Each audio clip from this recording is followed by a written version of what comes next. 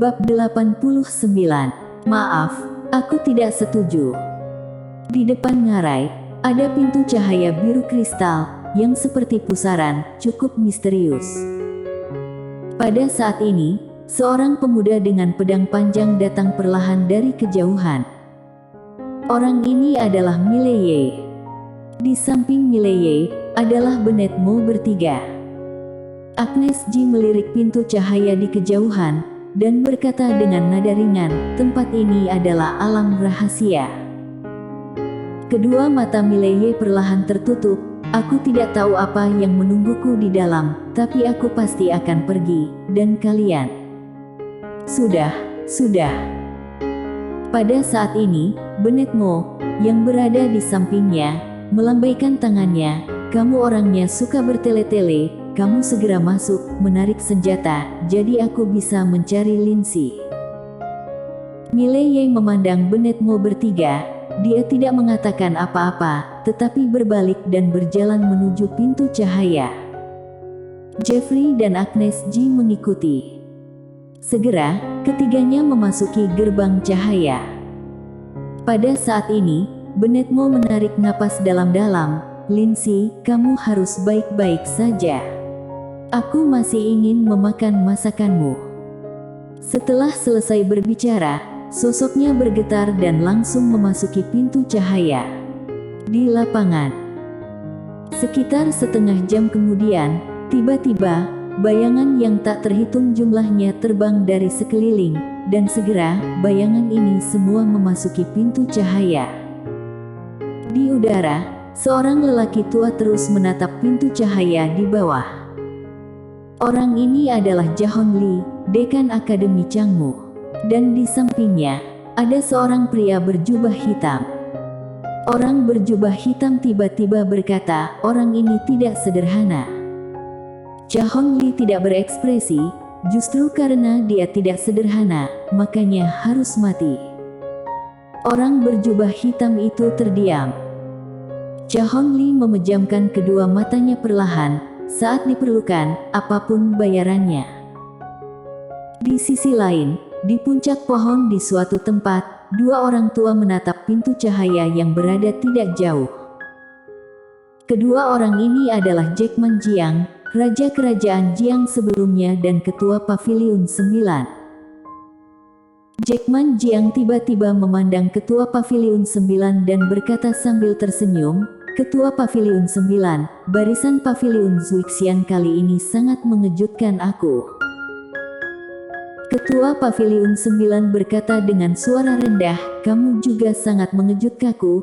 Kamu tahu, jika kamu kalah taruhan kali ini, keluarga bangsawan kerajaan Jiang akan menghadapi bahaya balas dendam dari Akademi Changmu. Jackman Jiang tersenyum dan berkata, sepertinya Ketua Paviliun 9 bertaruh besar kali ini, bagaimana kalau bergabung? Ketua Paviliun 9 terdiam. Jackman Jiang berkata dengan ringan, kali ini mungkin ada beberapa tua bangka yang datang. Kita bisa bantu dia lawan monster tua itu. Adapun yang muda, biarkan dia selesaikan sendiri. Setelah hening sejenak, Ketua Paviliun 9 mengangguk, boleh. Jackman Jiang menoleh, melihat gerbang cahaya di kejauhan, ekspresinya berangsur-angsur menjadi serius. Bertaruh. Kali ini, keluarga bangsawan kerajaan Jiang benar-benar bertaruh besar. Dia bertaruh ada bos di belakang Mileye, dan itu adalah super boss. Jika menang taruhan, Akademi Changmu kalah. Keluarga bangsawan kerajaan Jiang akan mendapatkan keuntungan yang tak terhitung jumlahnya, dan bahkan bisa memenangkan Mileye. Perlu diketahui, Mileye sendiri memiliki hubungan yang sangat baik dengan Tuan Putri ke-9, dan kali ini, mereka berpihak secara terbuka, dan hubungan ini akan menjadi semakin baik. Dan dengan bakat Mileye, masa depannya pasti akan gemilang. Dan semakin kuat Mileye, semakin banyak manfaat yang akan didapat keluarga bangsawan kerajaan Jiang di masa depan.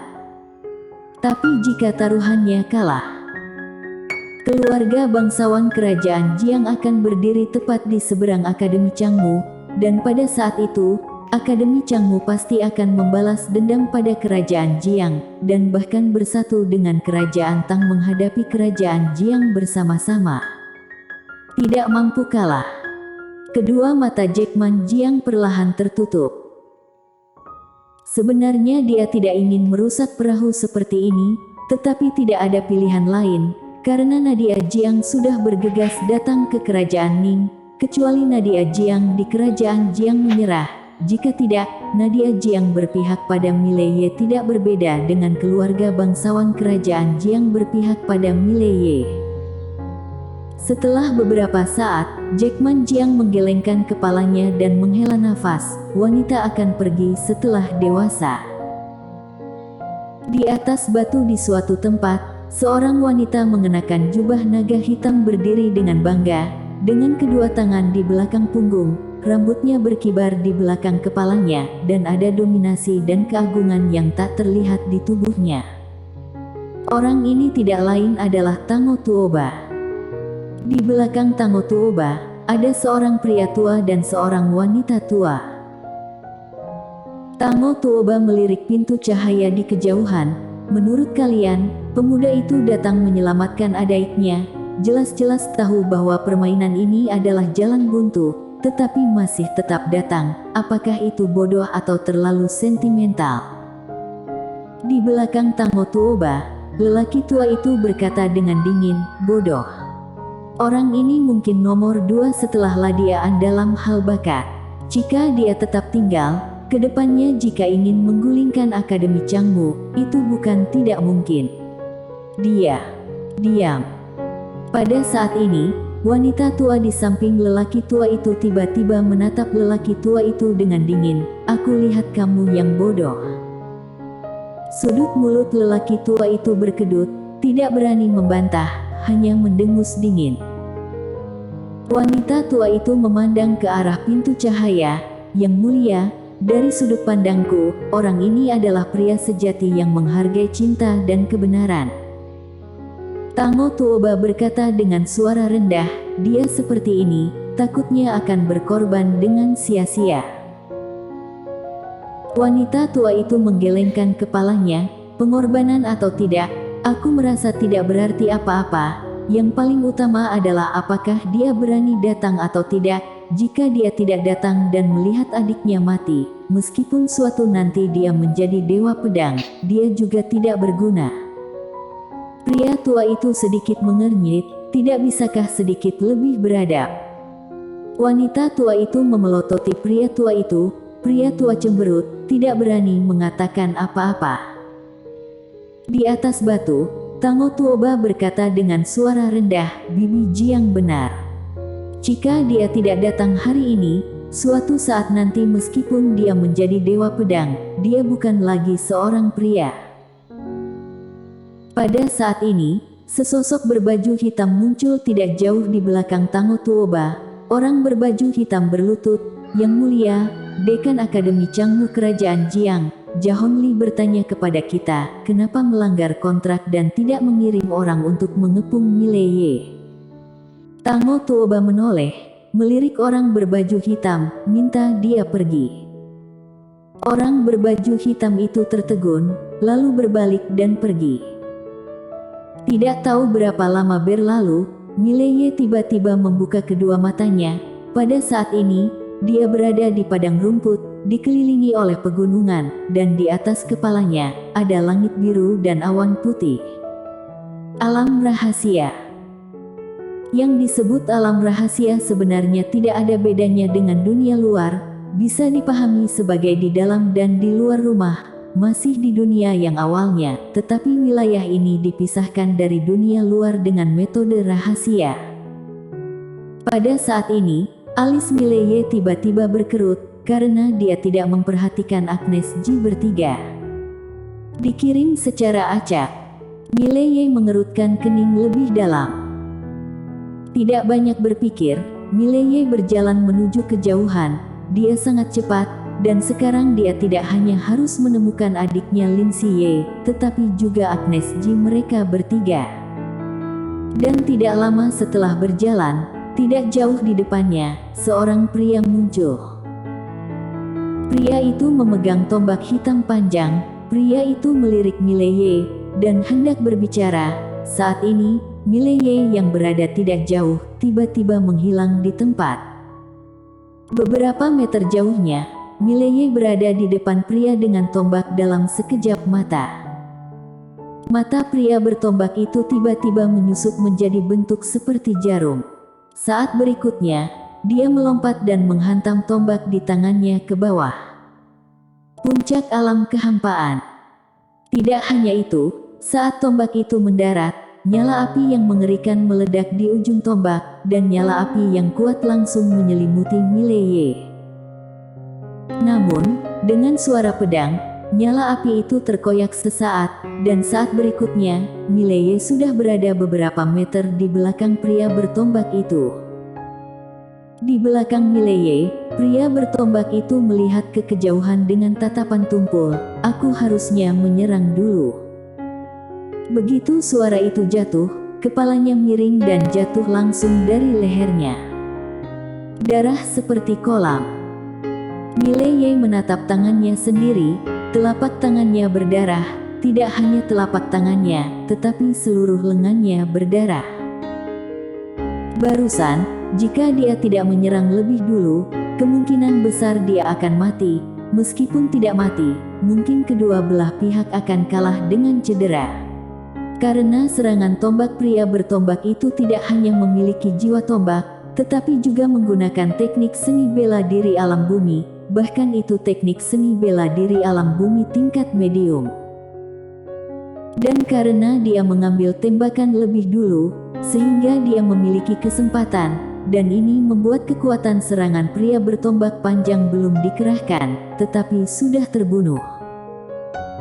Jika kekuatan serangan itu dikerahkan sepenuhnya, kecuali dia mengeluarkan armor bumi, kalau tidak, dia pasti akan mati atau cacat. Tidak boleh meremehkan siapapun. Mileye menarik kembali pikirannya, mengeluarkan botol giok putih dan menuangkan sebuah pil. Pil Inchiset Wound. Satu butir senilai ratusan ribu koin emas. Meskipun dia agak sedikit enggan, tetapi dia harus mengkonsumsinya, dia harus menjaga dirinya dalam kondisi yang baik setiap saat. Karena sekarang, baru permulaan. Mileye berjalan ke depan mayat pria bertombak itu, dan mengambil tombak pria bertombak itu. Tombak itu bukan benda biasa, itu adalah sebilah senjata spiritual kualitas super. Mileye membawa tombak ke lantai pertama pagoda penjara alam, lalu melepas tas dari pinggang pria itu dan melemparkannya ke pagoda penjara alam, lalu dia berbalik dan berjalan ke kejauhan. Dia jalan dengan cepat, sangat cepat. Setelah beberapa saat, dia sampai di sebuah sungai, dan sungai itu tidak terlalu lebar, hanya kurang dari beberapa kaki. Mileye melirik sungai, lalu dia berjalan ke tepi. Tiba-tiba, dia menghunus pedangnya dan menebas ke sungai di depannya. Tidak ada tanda-tanda dalam tebasan ini. Pada saat pedang Mileye mendarat, sungai di depannya tiba-tiba muncul sebuah kolam air, dan kemudian sosok mundur dari kolom air. Segera, sosok itu mundur ke tepi sungai di seberang Mileye. Itu adalah seorang pria berjubah hitam, kedua tangan tersembunyi di lengan bajunya. Dia terus menatap Mileye. Kenapa kamu bisa tahu aku berada di dalam air?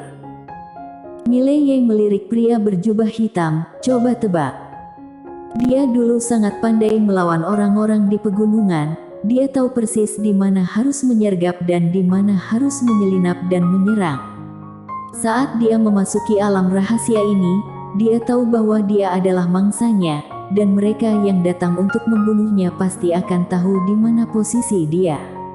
Pada saat ini, dia secara alami akan lebih berhati-hati. Karena satu kecerobohan, kemungkinan bisa mati. Kenyataannya, kewaspadaannya adalah benar. Di seberang Mileye, pria berjubah hitam hendak berbicara.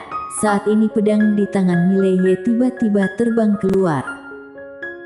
Di kejauhan, wajah pria berjubah hitam berubah drastis, kedua tangannya menghantam ke depan. Puff!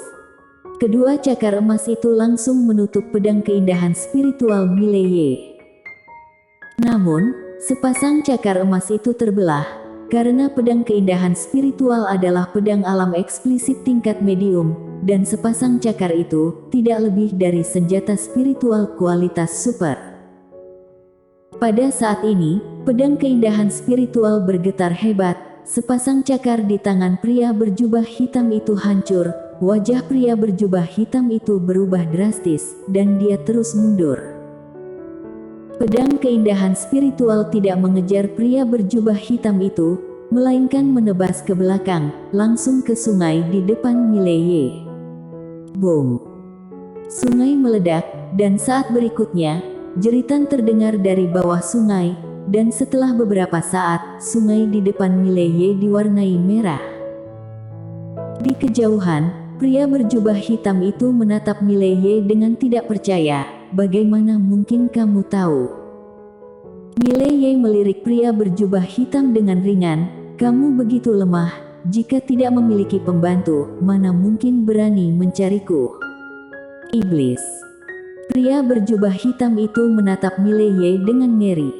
Pria di depannya tidak hanya sangat kuat, tetapi kebijaksanaannya juga menentang langit. Pria berjubah hitam itu berkata dengan sungguh-sungguh, "Aku mundur." Pada saat ini, Mileye tiba-tiba muncul di depan pria berjubah hitam dengan pedang, dan menebas. Puff! Kepala pria berjubah hitam itu langsung terbang keluar. Mileye menunjuk dan menyeka darah di pedang keindahan spiritual dengan ringan, "Maaf, aku tidak setuju." Pada saat ini, di belakang Mileye, langkah kaki tiba-tiba terdengar, dan dengan suara langkah kaki ini, sungai di depan Mileye tiba-tiba bergetar dengan hebat. Tidak hanya itu, tanah di bawah kaki Mileye juga mulai bergetar. Alam konsepsi. Alam konsepsi yang sangat kuat menyelimuti Mileye. Mileye membuka telapak tangannya. Pedang keindahan spiritual jatuh dengan mantap di telapak tangannya. Melihat pedang keindahan spiritual di tangannya, Mileye berkata dengan ringan, "Tidak peduli siapa orang di balik ini, kita bunuh dengan satu pedang, bagaimana?" Hening sesaat. Wong! Suara pedang tiba-tiba bergema di langit. Bersambung.